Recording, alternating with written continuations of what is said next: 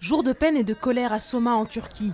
Une partie des quelques 300 victimes de l'accident minier ont été enterrées. Il resterait encore plusieurs dizaines de mineurs coincés dans le puits.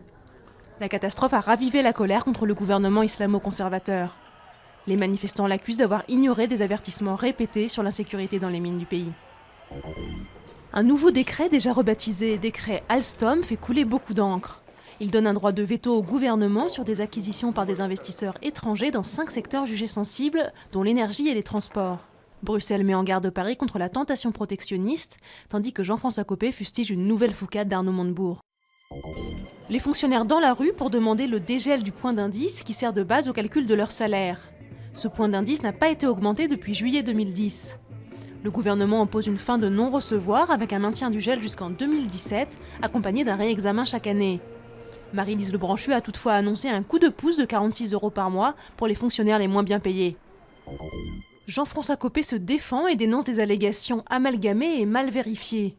Le journal Libération affirme que l'UMP a réglé pendant la campagne de Nicolas Sarkozy pour 20 millions d'euros à des prestataires proches du président du parti pour des événements qui semblent fictifs. Une filiale de la société Big Malion fait déjà l'objet d'une enquête préliminaire pour faux, abus de biens sociaux et abus de confiance.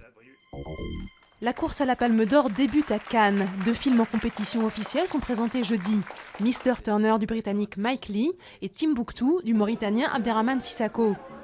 Le premier retrace les dernières années du peintre visionnaire mais blessé par la vie.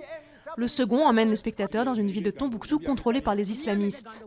2 candidats sérieux aux plus hautes récompenses.